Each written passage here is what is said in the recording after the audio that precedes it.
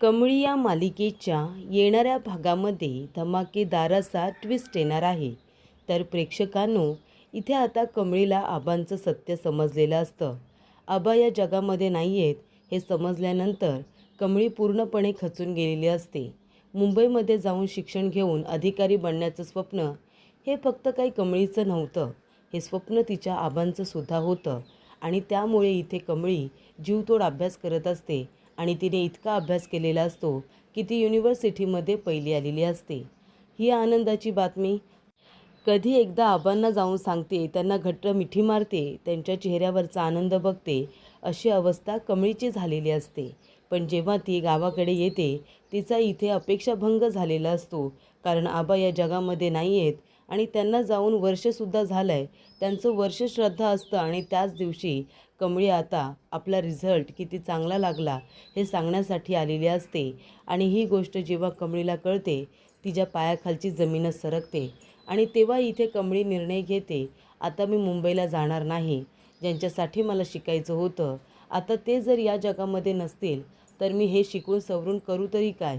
आबांवरती कमळीचा जीव असल्यामुळे तिने मुंबईला जाणं कॅन्सल केलेलं असतं. ही गोष्ट जेव्हा आता बंड्या आणि ह्याचबरोबर ऋषीला समजते, तेव्हा दोघांनासुद्धा खूप मोठा धक्का बसतो. कमळीसाठी तिचे आबा किती महत्त्वाचे आहेत ही गोष्ट त्यांना माहिती असते. आणि म्हणूनच इथे ऋषीला टेन्शन आलेलं असतं की आता कमळी या सगळ्या प्रकरणातून कशी काय बाहेर पडणार. आणि तेव्हा प्रेक्षकांनो, आता कमळी मुंबईला येत नाही आहे ही गोष्ट अन्नपूर्णाला समजते. आणि तेव्हा अन्नपूर्णा धावत पळत कमळीसाठी सिद्ध टेकला येते. ती तिच्यासमोर खूप मोठ्या सत्याचा खुलासा करते आणि त्याचबरोबर आपल्या भरगच्च शब्दांनी तिच्या पंखांना पुन्हा एकदा बळ देण्याचं काम करते. ती आबांच्या आणि तिच्या स्वप्नाची जाणीव करून तिला देते. त्या प्रत्येक गावातल्या मुलीची आणि त्या मुलाची सुद्धा, तिच्या परिस्थितीची सुद्धा ती आता कमळीला जाणीव करून देते. आणि आबांचं स्वप्न तू उराशी बाळगून मुंबईला आली होतीस, आबांचं स्वप्न पूर्ण करण्यासाठी. त्यामुळे आता जरी आबा नसतील तरीसुद्धा त्यांचं स्वप्न पूर्ण करणं, त्यांच्या आत्म्याला शांत तेव्हाच मिळेल जेव्हा तू इथे पास होशील, तू तुझं शिक्षण पूर्ण करशील आणि आबांचं आणि तुझं स्वप्न पूर्ण करशील. तेव्हा तुझ्या आबांना खऱ्या अर्थाने तू श्रद्धांजली अर्पण करशील. असं जेव्हा आता अन्नपूर्णा सांगते, तिच्या इथे आता मेलेल्या मनाला उभारी देते, तेव्हा इथे कमळी मुंबईमध्ये पुन्हा एकदा यायला तयार होते. तर प्रेक्षकांनो, येणाऱ्या भागामध्ये कशा पद्धतीने या गोष्टी पुढे घडत जातात आपण सविस्तरपणे बघूया. तर प्रेक्षकांनो, आपण बघितलं कमळी छान पास झालेली असते तेव्हा निंगेने तिच्यासाठी सरप्राईज प्लॅन केलेला असतो. गावाकडे सगळं मुले मुली एकत्र येऊन कमळीचं स्वागत करतात, गुलाल उधळतात, तिला गुलाल लावतात आणि इथे सगळीकडे तिचे पोस्टर वगैरे लावण्यात आलेले असतात. सिद्धटेकला पोचल्यानंतर कमळीला वाटत असतं कधी एकदा घरी जाते आणि आई आणि आबांना भेटते. तेव्हा वाजत गाजत तिची आता गावामधून ट्रॅक्टरमधून मिरवणूक निघत असते.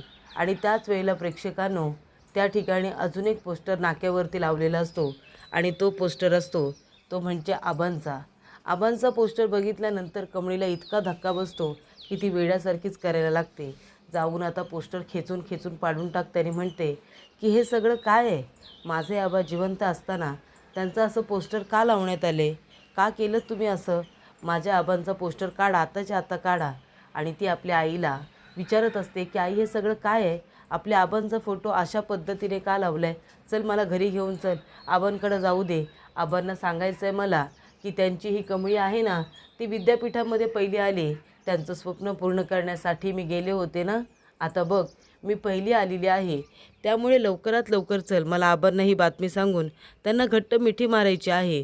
तेव्हा इथे सरू म्हणत असते की कमळी शांत हो बाळा, शांत हो, तू आता जे काही बघितलंस तेच खरं आहे. आबा आता आपलं या जगामध्ये नाही राहिलं, आबा आपल्याला सोडून कधीच गेलं, त्याला 1 वर्षसुद्धा झाला. तेव्हा इथे कमळीला आता खूप मोठा धक्का बसतो. आबांना जाऊन 1 वर्ष झाला आणि कमळीला त्याबद्दल काहीच कल्पना नाही. तेव्हा इथे कमळी मात्र आता टेन्शनमध्ये आलेली असते, वेड्यासारखी वागत असते. संपूर्ण गाव तिने डोक्यावरती घेतलेलं असतं. या सगळ्यातून कमळीने सावरलं पाहिजे यासाठी सरू धाडकन तिच्या थोबाडीत देते आणि तिला शांत करण्याचा प्रयत्न करते. ती गावकऱ्यांना सुद्धा म्हणत असते की बघताय ना तुम्ही, आई काय असं वेड्यासारखं बोलते, कुठे आहेत माझा आबा, माझा आबा मला कधीच सोडून नाही जाऊ शकत, कुठे आहेत माझा आबा. आणि तेव्हा इथे आता कमळी कानाखाली दिल्यानंतर जमिनीवरती कोसळते. तेव्हा निंगेला खूप मोठा धक्का बसतो. निंगी म्हणत असते की काकी हे समज काय आहे? अहो तुम्ही तिला सांगायचं तरी होतं ना, नाहीतर मला सांगायचं होतं. मी कमळीला इथं घेऊनच नसतो आलो. तिच्यासाठी इतकं सरप्राईज प्लॅन केला होता. तेव्हा इथे सरू म्हणते अगं कधी सांगणार होते? आबांनी माझ्याकडून वचन घेतलं होतं. काय बी झालं तरीसुद्धा कमळीला ही गोष्ट सांगायची नाही असं वचन घेतलं होतं माझ्याकडून.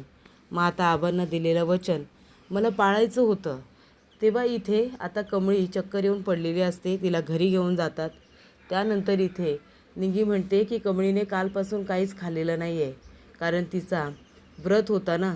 तिने व्रत केले अन्नपूर्णा आजीसाठी आणि त्यानंतरला ती सरळ इथं निघून आली, त्यामुळे तिला चक्कर आली असेल. तेव्हा गावकरी म्हणतात म्हणूनच चक्कर आली.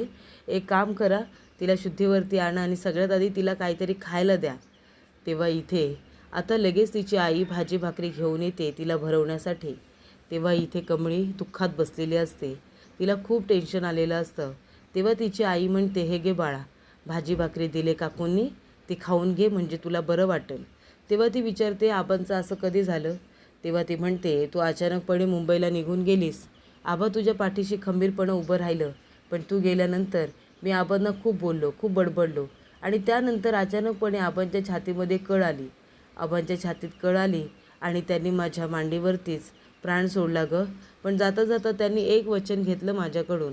त्यांनी मला सांगितलं की मी आता या जगामध्ये नाही आहे. माझं जर काही जीवाचं बरं वाईट झालं तर ही गोष्ट कमळीला अजिबात सांगायची नाही.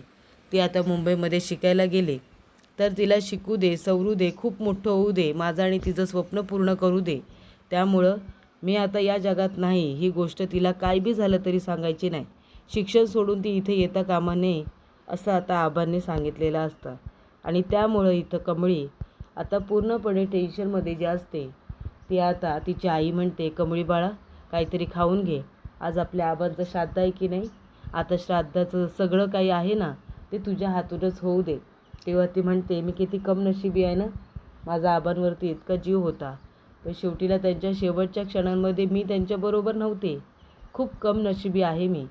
तेव्हा इथे आता सरू म्हणते असं बोलू नको बाळा, अगं तू आता इथे आली आहेस ना, आबांचं आजच्या दिवशी आबांसाठी हीच श्रद्धांजली आणि आदरांजली असेल की तू 96.4 तुला एवढे टक्के पडलेत कमळी. युनिव्हर्सिटीमध्ये तू पहिली आलीस. आबा जिथे कुठे असतील ना त्यांना खूप आनंद झाला असेल. तू अजिबात काळजी करू नको.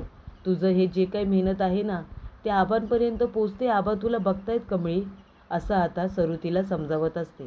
तेव्हा श्राद्धाचा कार्यक्रम सुरू होतो. ज्या काही विधी असतात सगळ्या कमळीच्या हातूनच केल्या जातात.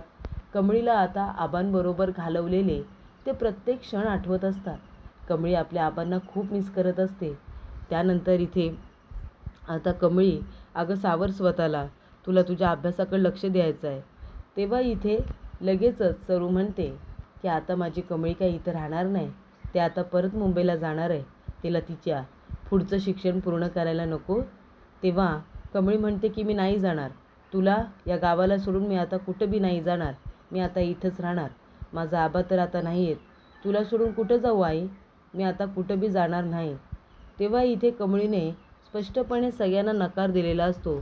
निंगीलासुद्धा ती म्हणते की निंगे तू एकटी जा, माझ्यामुळं तू गावात राहू नको, तू जाऊन तुझं शिक्षण पूर्ण कर. तेव्हा निंगी म्हणते कमळे अगं तुझ्यासाठी मी आले होते ना त्या मुंबईमध्ये, आणि आता तुम्हाला एकटीला जायला सांगतेस होय? अगं तू होतीस म्हणून माझा तिथं निभाव लागला, नाही तर मला कुणी विचारलं असतं गं, सांग बरं तू. तेव्हा आता तुझ्या जीवावरती माझ्या उड्या, त्यामुळं आता काय बी झालं ना तरीसुद्धा मी एकटी काही जाणार नाही, मी तुला घेऊनच जाणार. आपण दोघी सोबत गेलो होतो ना, आता यापुढं बी सोबतच जायचं. तेव्हा ती म्हणते नाही निंगे, काय बी झालं तरी मी काय आता येणार नाही. ही गोष्ट आता बंड्याला समजते, कारण बंड्यासुद्धा तिथे कमळीसाठी गावाकडं आलेला असतो. आणि बंड्याला समजल्यानंतर तो लगेचच ऋषीला फोन करून सांगतो घडलेला संपूर्ण प्रकार. तोपर्यंत आबा शुद्धीवरती आलेले असतात. इथे आता बाबा बरे झालेले असतात. आजोबा बरे झाल्यानंतर अन्नपूर्णासुद्धा थोडी रिलॅक्स असते. तेव्हा इथे आता ऋषीला जेव्हा बंड्या सांगतो की कमळी म्हणाली आहे की ती आता मुंबईमध्ये शिक्षणासाठी येणारच नाही, आबांसाठी तिला हे स्वप्न पूर्ण करायचं होतं आणि आबा जर या जगामध्ये नसतील तर ती आता मुंबईमध्ये परत येणार नाही, ती तिच्या आईबरोबर राहणार आहे असं म्हणत होती. तेव्हा इथे ऋषी म्हणतो की मला या सगळ्याची कल्पना होतीच. तिचं तिच्या कुटुंबावरती फार प्रेम होतं. इथे सुद्धा ती सतत आई बाबा असंच करायची. तेव्हा आता मलाच काहीतरी केलं पाहिजे असं ऋषी म्हणतो. घडलेला सगळा प्रकार ऋषी जाऊन आता अन्नपूर्णाला सांगतो की कमळी आता परत यायला तयार नाही आहे. तिच्या आबांचं स्वप्न पूर्ण करण्यासाठी ती आली होती. पण आबा या जगात नाही आहे, तिला समजलं आणि म्हणून ती आता इथे राहायला तयार नाही. तेव्हा इथे अन्नपूर्णा म्हणते, असं कसं? तिच्या आबांचं स्वप्न होतं नाही. थांब राजन, तू यांची व्यवस्थित काळजी घेशील का? मी आणि ऋषी आम्ही दोघेजणं कमळीला मुंबईमध्ये परत घेऊन येतो, सिद्धटेकला जाऊन. तेव्हा ऋषी इथे म्हणतो की आजी, तुम्ही जर आलात तर बरंच होईल, कारण कमळीला एक नवीन उभारी मिळेल. तेव्हा इथे आता लगेचच ती तयार होते आणि म्हणते, चल आपण जाऊया. आणि त्यानंतर प्रेक्षकांनो, इथे आता अन्नपूर्णा आजी ऋषीबरोबर सिद्धटेकला आलेली असते, कमळीला समजावून परत मुंबईला घेऊन येण्यासाठी. आणि तिथे आल्यानंतर अन्नपूर्णाच्या समोर खूप मोठ्या सत्याचा खुलासा होतो. आणि ती गोष्ट म्हणजे त्या ठिकाणी गौरी बसलेली असते कमळीजवळ. गौरी आणि कमळीला एकत्र बघितल्यानंतर अन्नपूर्णाला खूप मोठा धक्का बसतो. तेव्हा अन्नपूर्णाच्या समोर सत्य येतं की कमळी ही सरूची मुलगी आहे, म्हणजे गौरीची मुलगी आहे. तेव्हा ती म्हणते, गौरी तू इथे? तेव्हा ती म्हणते, हो मी इथेच तर राहते ना, हेच माझं गाव आणि हेच माझं घर आहे आणि कमळी ही माझी पोरगी आहे. तेव्हा प्रेक्षकांनो, इथे अन्नपूर्णा आता कमळीला समजावायला आलेली असते, पण इथे सरूलाच आता त्यांना सत्य सांगावं लागतं की कमळी माझी मुलगी आहे आणि मीच गौरी आहे. त्यामुळे इथे आता कमळी म्हणत असते की अन्नपूर्णा आजी तुम्ही इथे? तेव्हा अन्नपूर्णा म्हणते की हो, इथे मला यावं लागलं कारण ऋषीने मला सांगितलं की तू इथे यायला परत नाही आहेस म्हणून. का परत नाही येणार आहेस तू? हे बघ कमळी, तुझ्या आबांचं काय स्वप्न होतं की तू शिकावं, अधिकारी व्हावं आणि गावामध्ये मुलामुलींसाठी शाळा बांधावी. मग आता तुझ्या आबांचं स्वप्न पूर्ण करणं हे तुझं कर्तव्य नाही आहे का? जरी ते आता या जगात नसतील, पण त्यांनी तुझ्यावरती केलेले संस्कार आणि त्यांनी तुझ्यासाठी बघितलेले स्वप्न आता तुलाच पूर्ण करावं लागणार आहे ना कमळी. आणि तू कशाला काळजी करतेस? तुझे एक आजी आजोबा आहेत ना. तुझे हे आबा नसले तरी तुझे आजी आजोबा आहेत, बरोबर ना गौरी? तेव्हा इथे गौरी आता तिच्याकडे बघत नसते, तिला लाज वाटत असते. तेव्हा इथे कमळी म्हणते, काय झालं? तुला गौरी का हाक मारतायत?